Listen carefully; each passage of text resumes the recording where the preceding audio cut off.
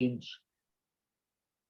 you, scenario yesterday about leaving his keys, his phone, and something on the top of his Prius before he drove off. Well, evidently, there's a thing about a Prius. If you don't have the key and you turn it off, it won't go back on. It goes into kind of lock and you can't do anything. Well, guess what happens?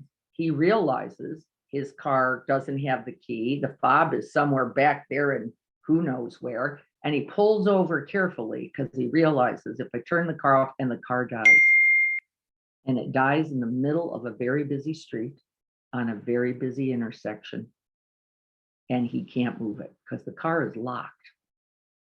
And everybody's coming up to him and yelling at him and screaming, put it in neutral and push it. Well, you can't. You're stuck. You're stuck, right? That was a awakening moment for him. What do you do when you're in the situation you are and there's nowhere else to go? This is how we often feel, don't we? This is how we often, and there's nowhere else to go. Well, you join that moment completely. That's the one.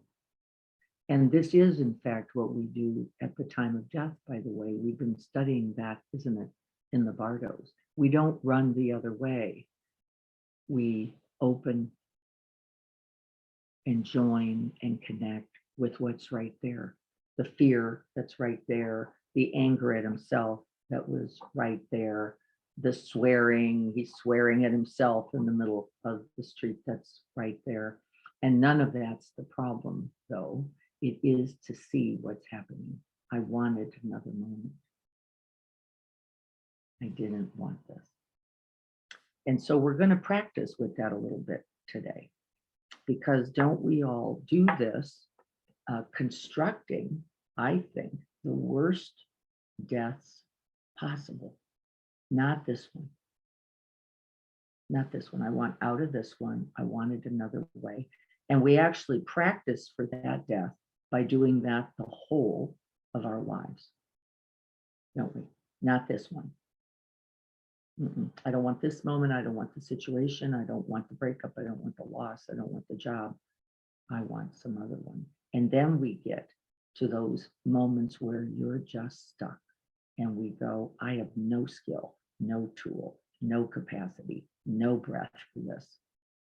And then we call it real death. Well, no, that, says Pema, is the beginning of your life. From the point of view of someone who is awake, that's the death. I'm sure we all know what this is. And we're all working on it. And I'm grateful for your effort in this. Can we finally arrive to this moment, this body, and this breath as it is, without running and shutting down and closing off and using our own practice to do it? If only, right? No, this one, no other. And so let's sit.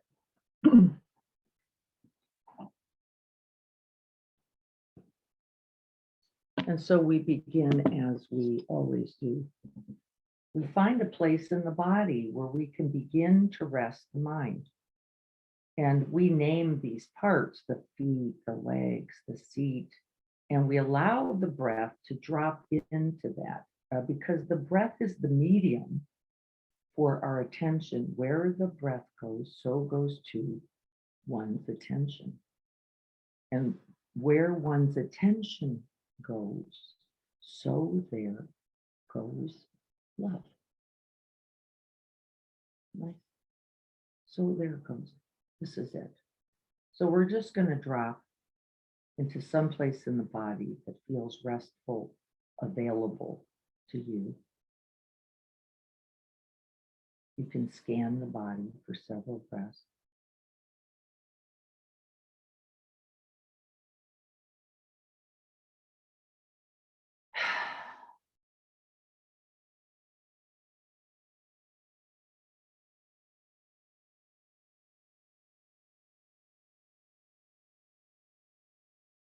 And we're not looking for anything else. We're not even looking for relaxation. This is one of our biggest spiritual bypasses. But we're looking for something else from the moment we lower the eye. Calm, ease, relaxation. Well, it's here. It just isn't going to come the way we think. So we let go and just arrive. I think Carrie said it, no thinking. Where can you feel the body most vividly?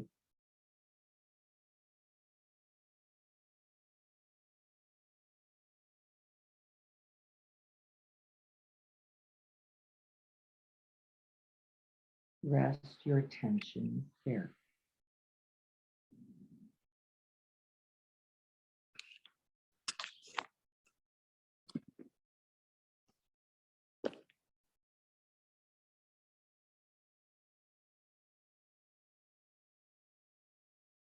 Tight, tense, hot, gripping, empty, light, radiant, vibrant, however it is.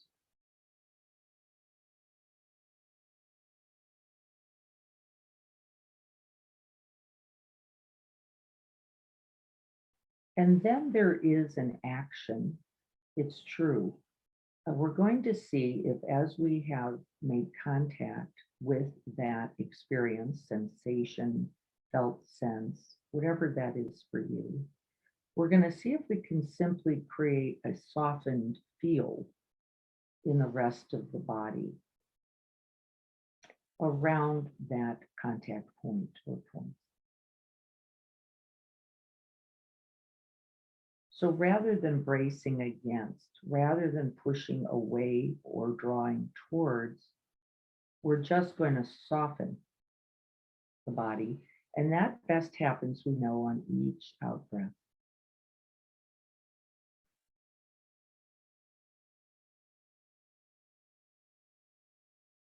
This is to create space and room immediately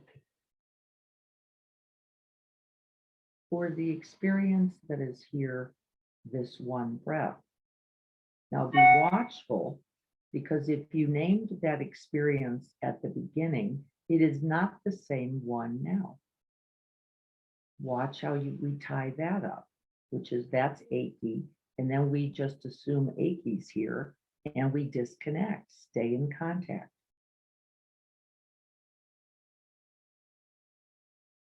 It's changing,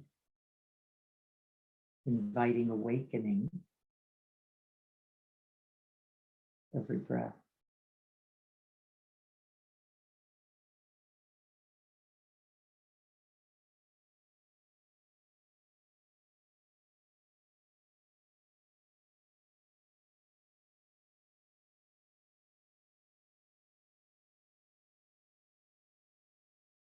You let the mind be still.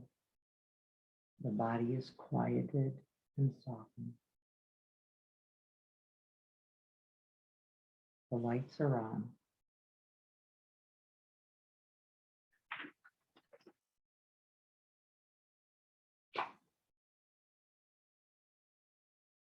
And we stay.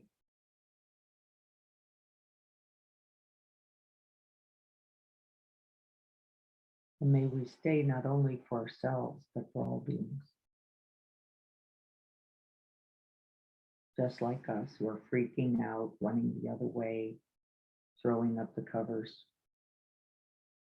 wishing for something else.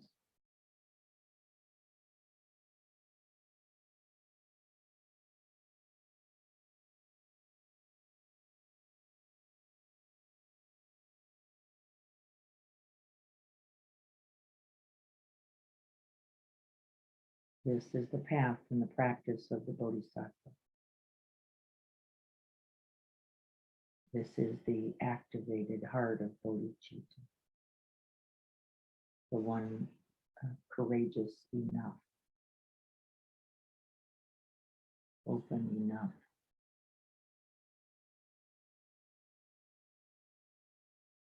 kind enough to let it in.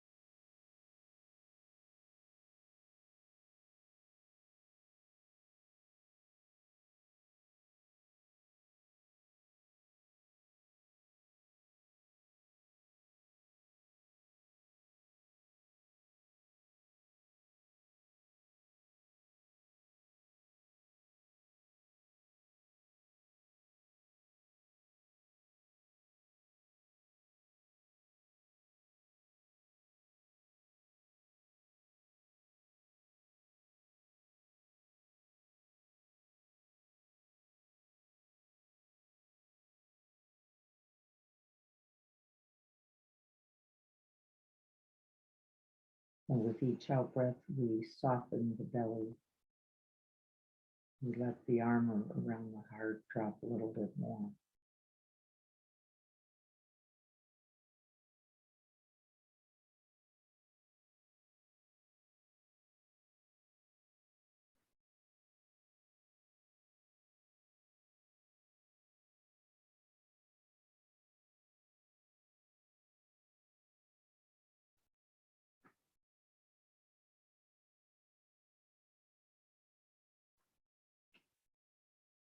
And you begin to see how necessary that continuous release is, because the armor is so intractable. It's like shedding layers and layers and layers of habit with each out breath.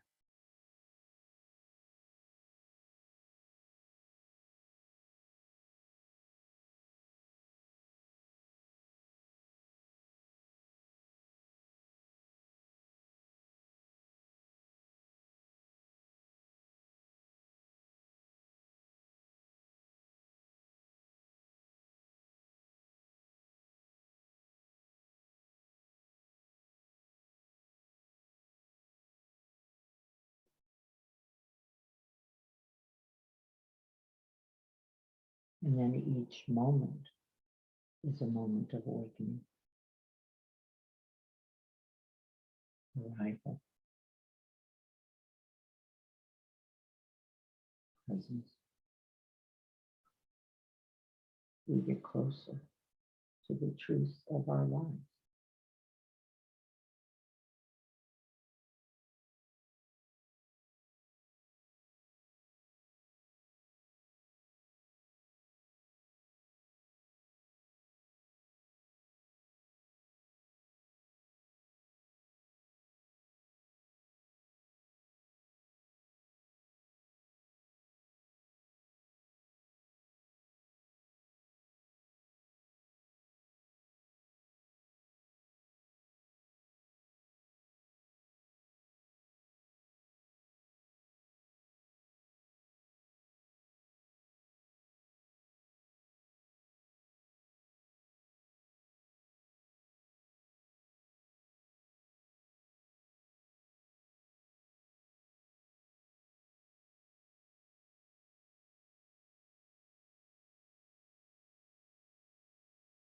To respond to life requires this opening.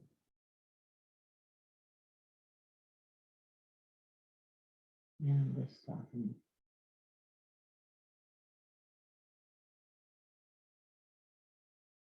And this allowing.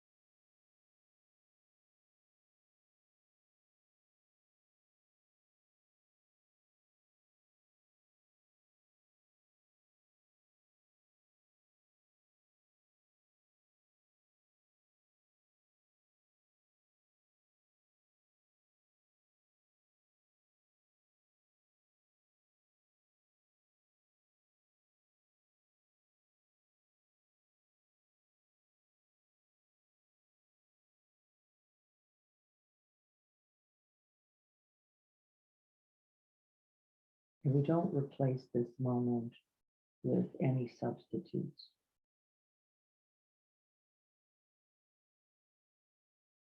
No bright ideas, no sugar coating. We arrive as best we can, wide open.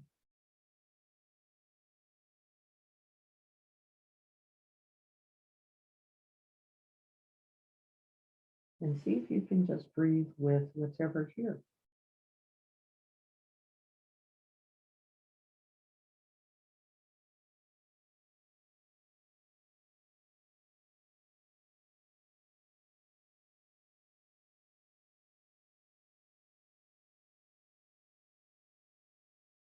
Soften the belly.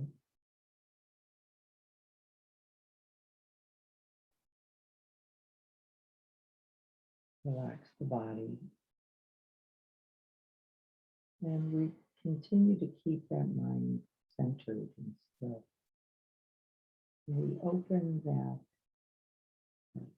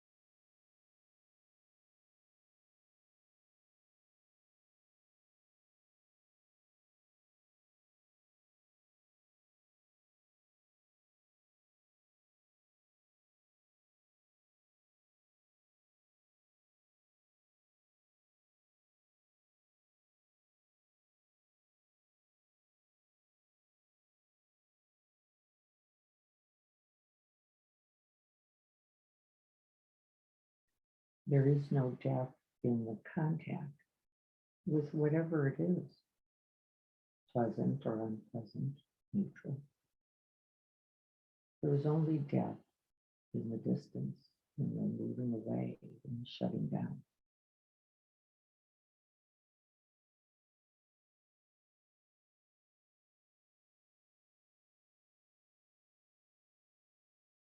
In the thinking about instead of the being with.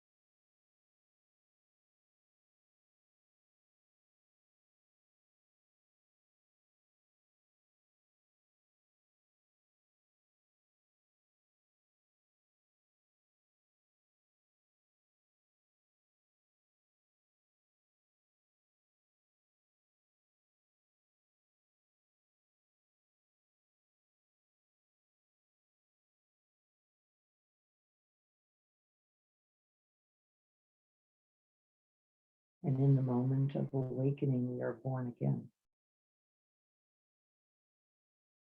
The aliveness, the richness, the infinite. Now, we just get here, we open here. We see and feel and breathe. This one breath.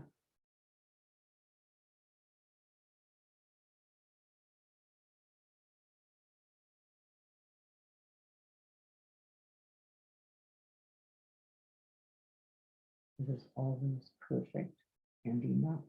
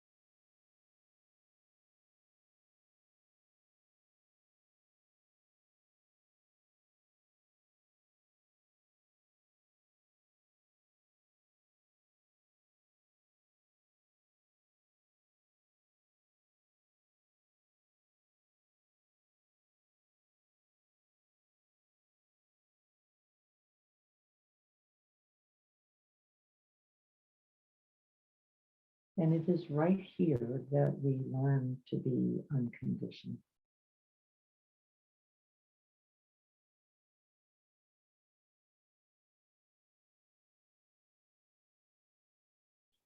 We greet the tight spot and the tender one.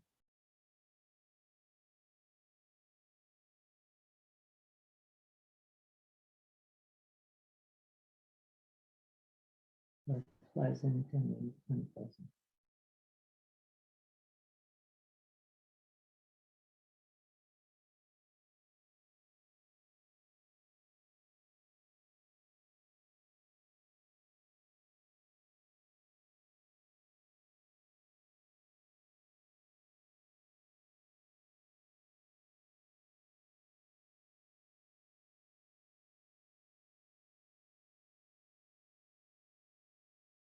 And we soften a little bit more. Release the shoulders. Relax the face and we breathe it in.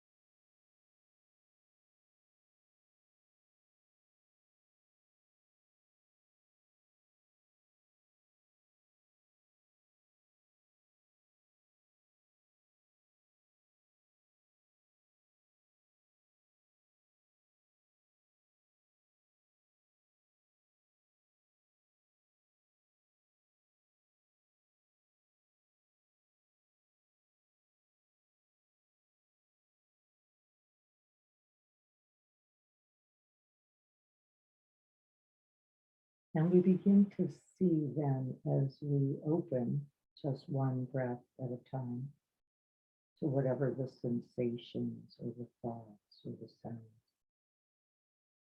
whatever the emotions, whatever the wanting and the not wanting, we begin to see that there's room right here, right in this bodhicitta heart mind for everything.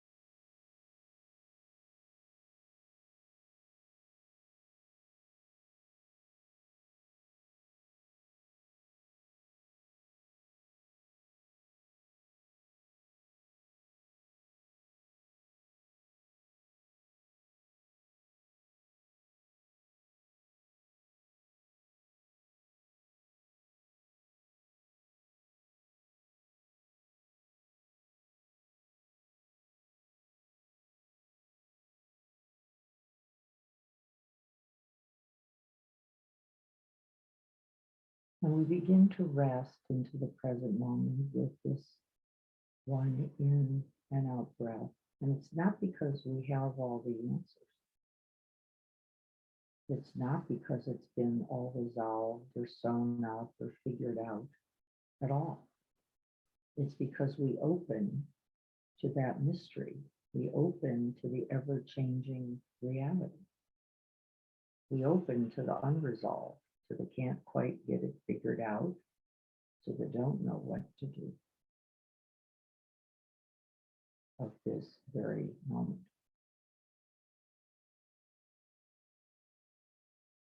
and we soften and we open to that.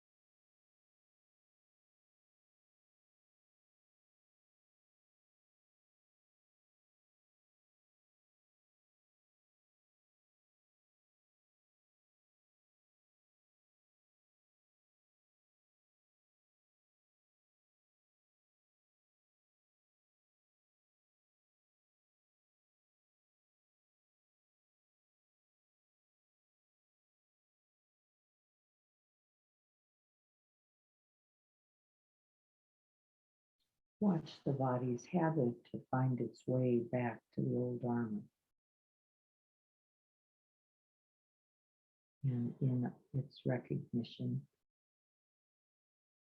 we are once again open, receptive, allowing,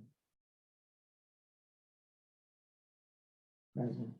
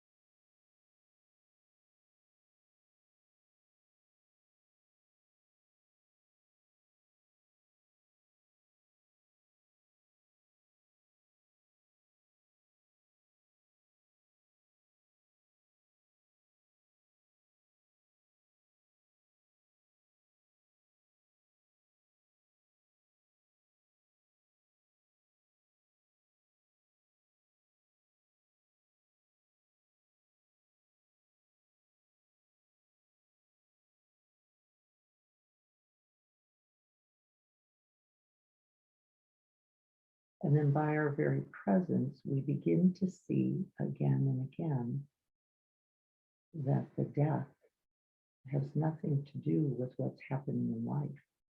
It's not the stuck car in the busy intersection. It's not the intractable partner. It's the very turning away, the shutting down, the resistance, the glossing over.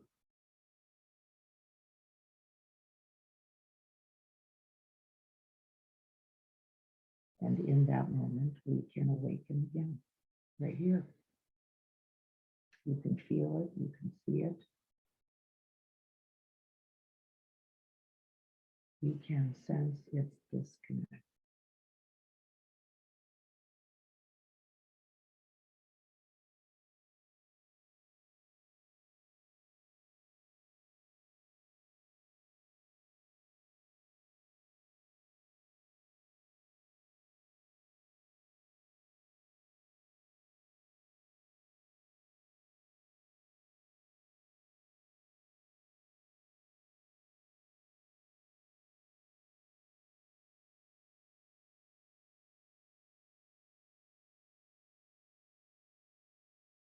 If you are seeking a life that is resolvable and that has solutions, that comes with answers, you are living a substitute life. In fact, you're not living it at all. You're thinking it.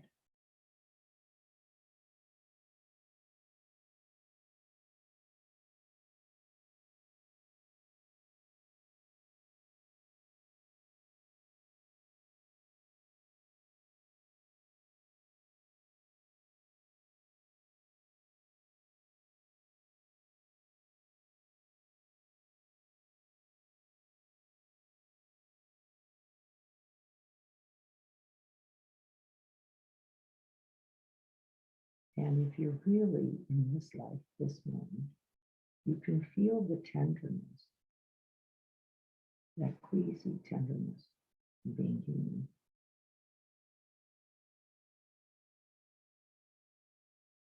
As you breathe,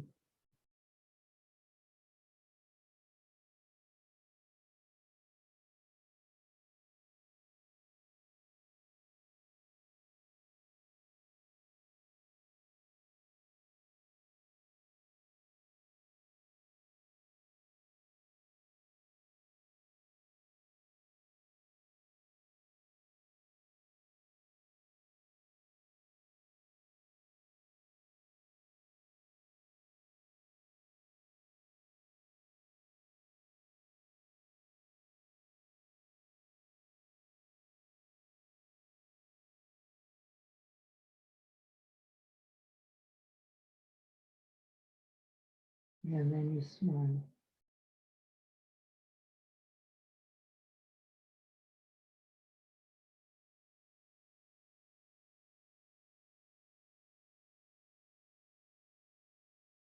As by seeing that very folly, those very habits, that very wishing, wanting, praying, and hoping for an answer for something else, we see. We see the mind and its habit, wanting, seeking something else. And then we smile.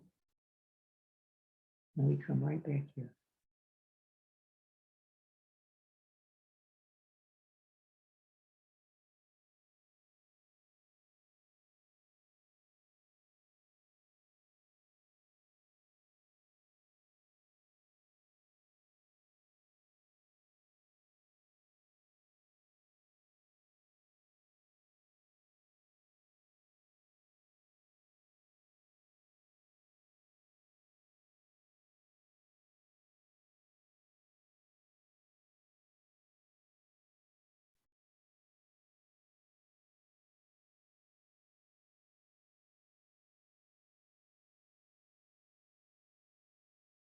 And then all is well.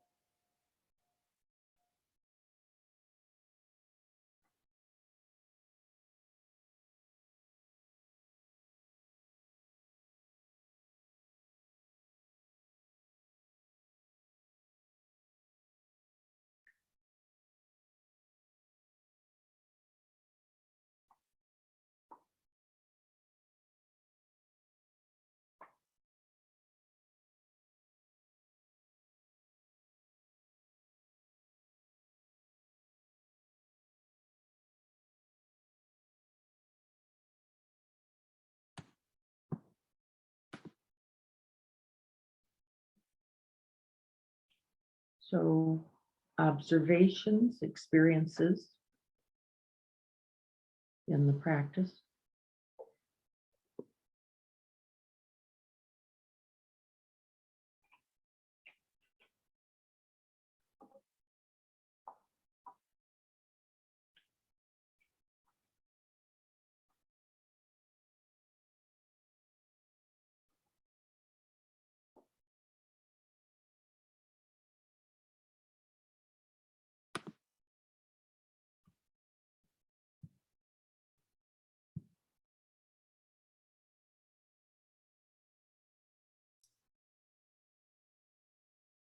Good morning, Diana.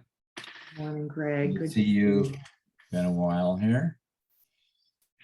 Yeah, I just thought I'd kind of share something that, because I was up in Northern California in my time up there in my little trailer up in the up in the mountains, and which is always refreshing for me and beautiful. Sit out on my deck and look out at the trees and all that stuff.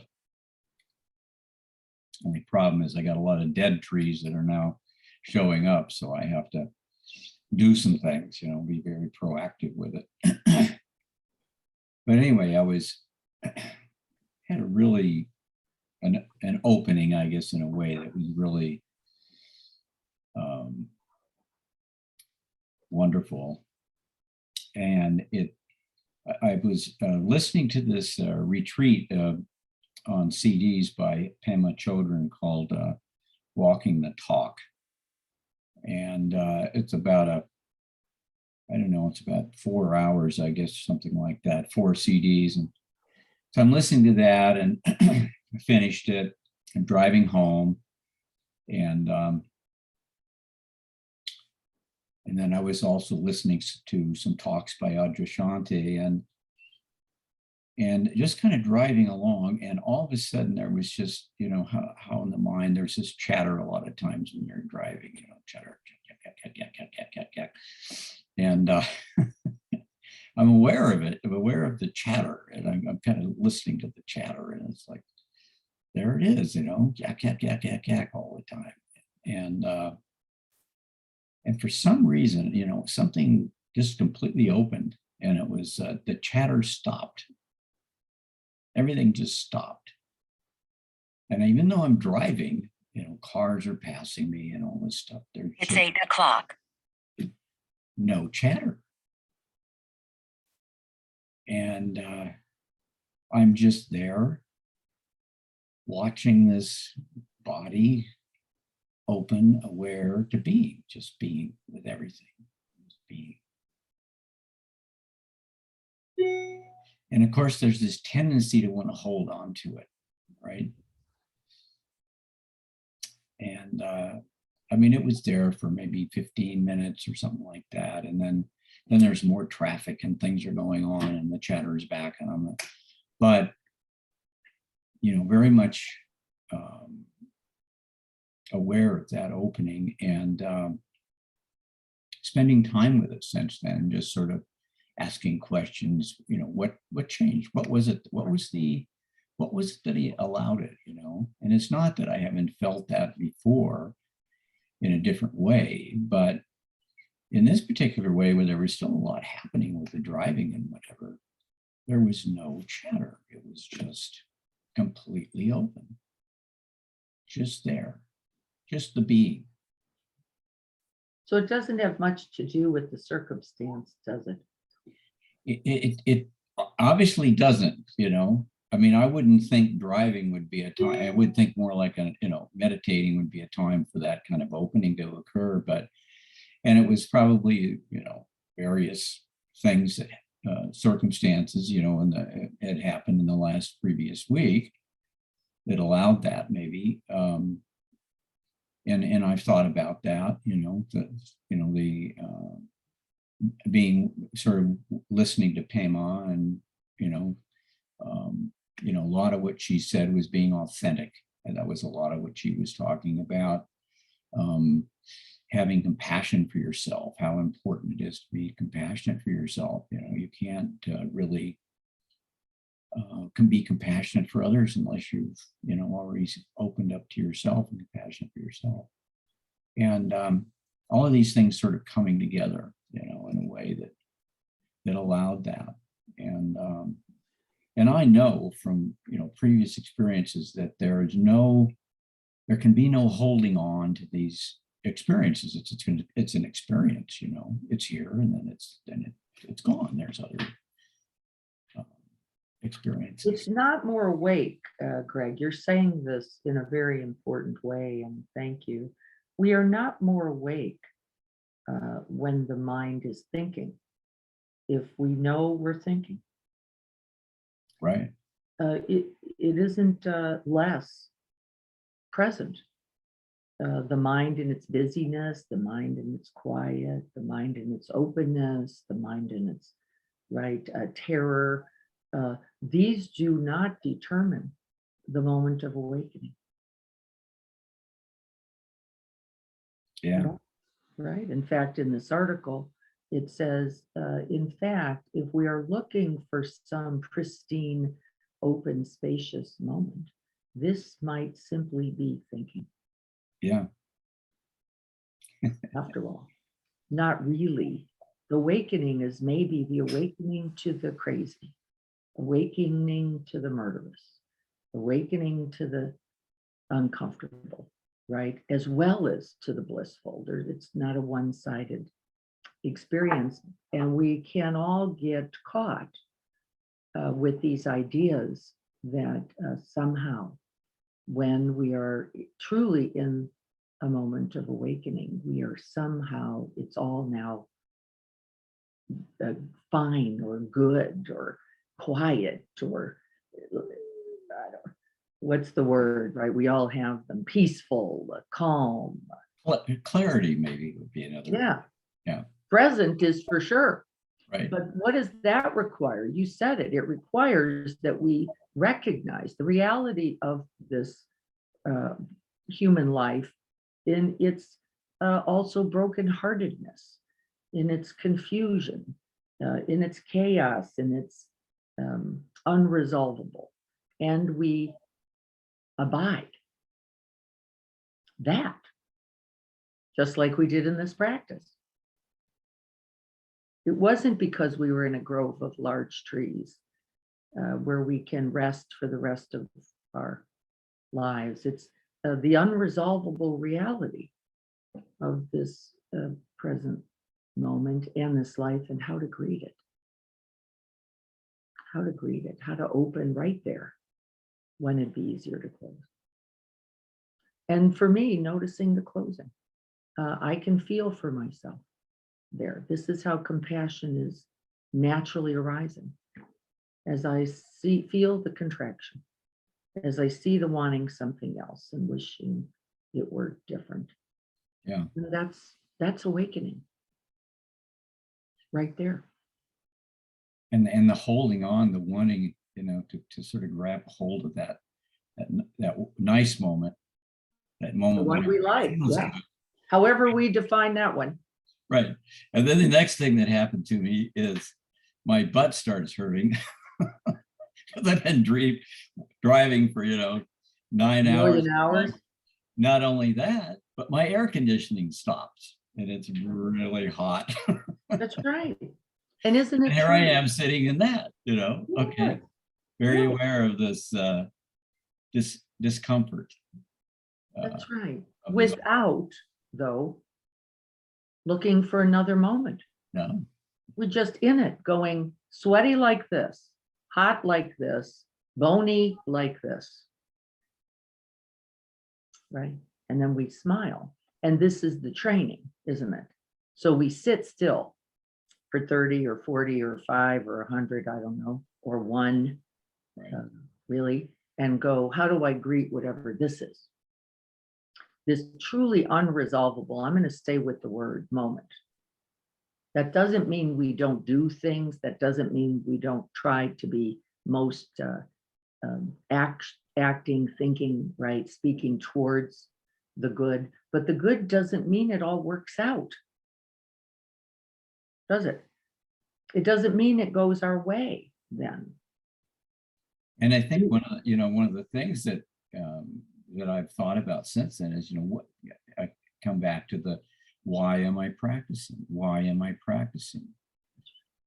And I'm practicing to be present, to be present to all of it, No matter what, no matter what it is. no matter what. And this And is where we often catch ourselves, I think, in spiritual bypassing. right.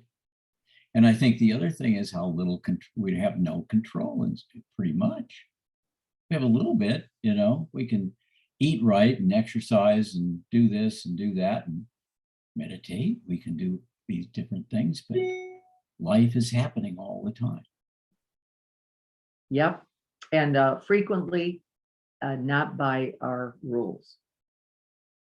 Certainly not by our preference, but I don't think that means life's not working or that we're not in it.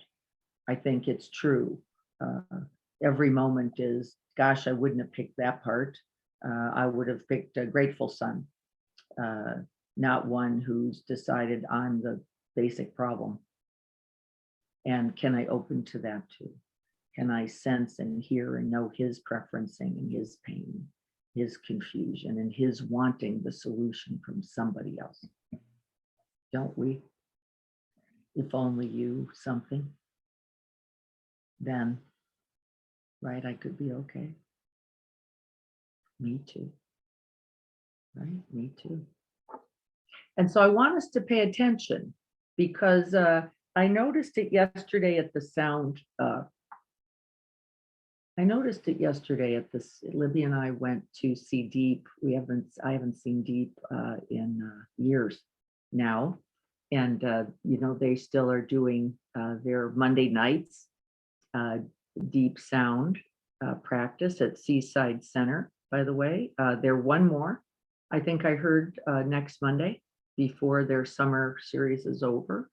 It's $20. It's very lovely, and I noticed my own preference there.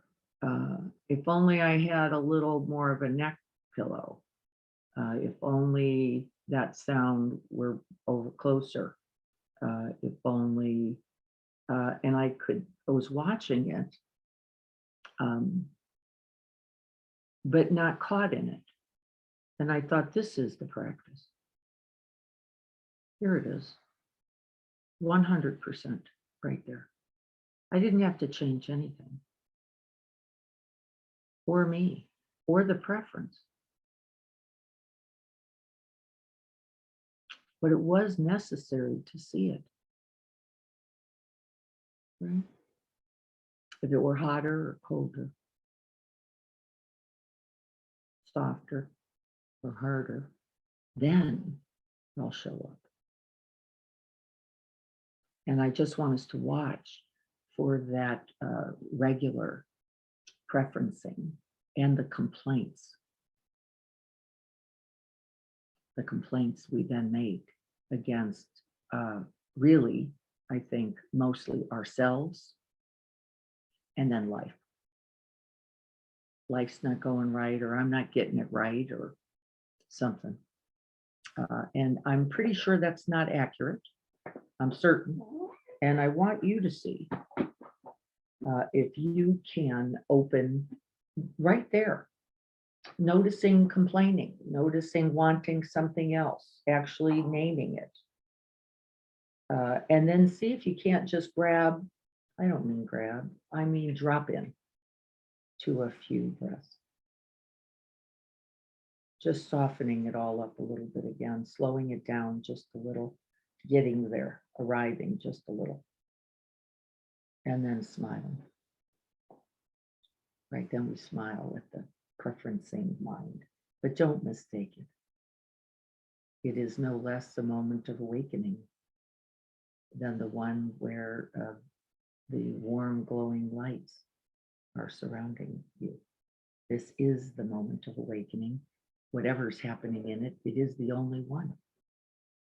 By the way, it is the only one. So we will stop looking, won't we, for some other And that will change everything. I promise that will change everything. Okay. The work for the day. If somebody would do me a favor and just quickly type in the names of those who are here this morning for me in chat, I would appreciate that. Whoever can grab a hold of that first, I will send that little article to all of you for that holding object, that reminder for this week as we practice. Seeing if we can't awaken with the very moment that's here, and that we don't continue to seek some kind of stasis, some kind of other world awakening is, and it's mistaken understanding about the bliss is the result of the arriving.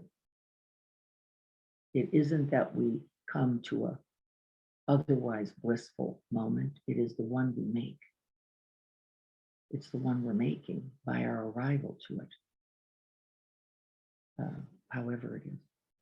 And that is a beautiful moment and a good thing. Thank you so much for that screenshot. Let's just take another moment together. Little man's jumped back into my lap, which means he needs a few more. He's got himself all nicely curled up here.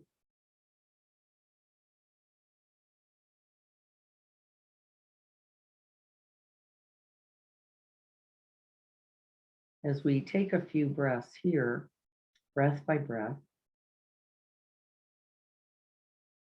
we recognize that bias, don't we? We recognize our habits, and we are glad. Because in that recognition, we can put that down. We don't have to keep playing it. There is no other moment. There is no other shoulder.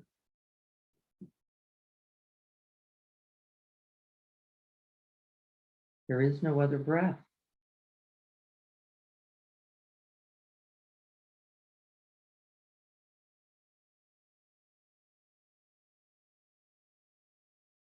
And see if you can drop back into the body.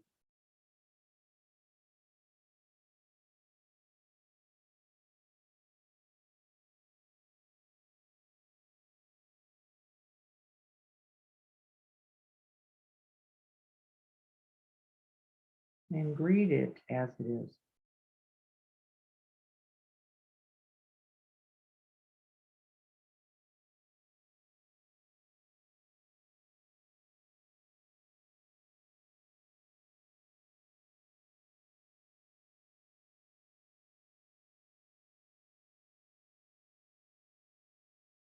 And may we gather then all the benefits of this practice today.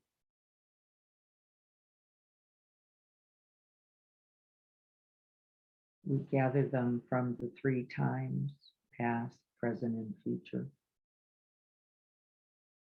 We gather them from the 10 directions, all around.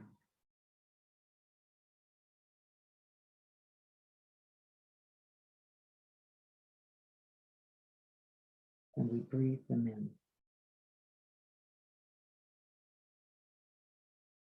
arriving completely to this precious present moment.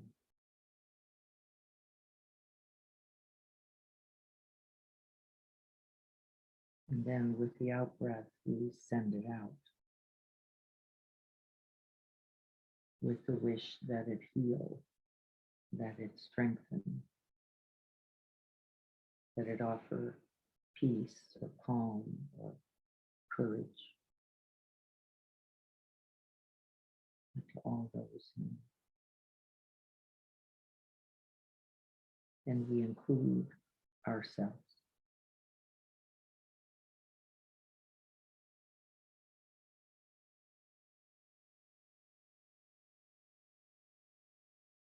May we all have happiness and the causes for happiness.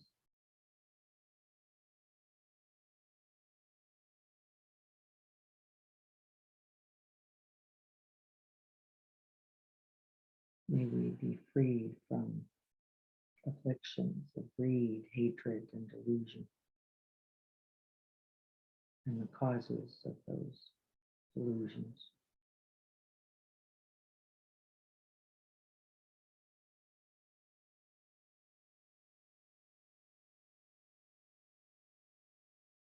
May we rejoice and be glad at the privilege of this precious human life with all that comes.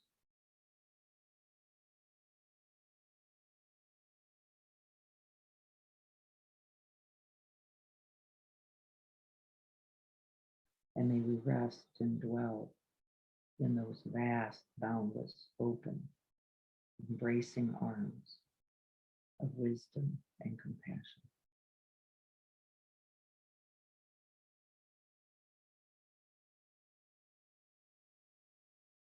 Awakening us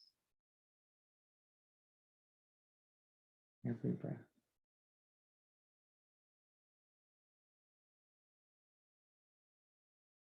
And freeing us all.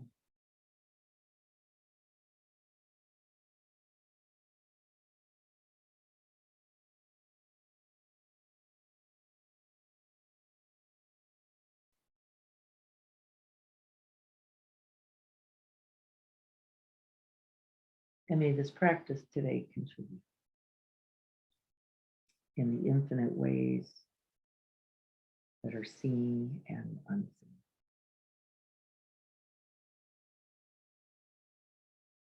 May be live and lived through you this very day.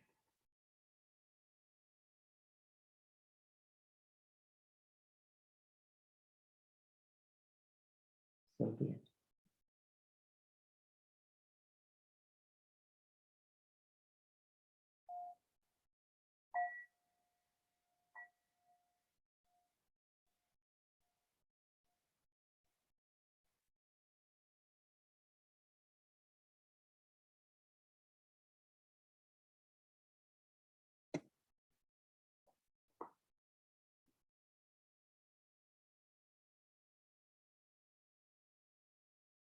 We bow to life and each other in it, all those others.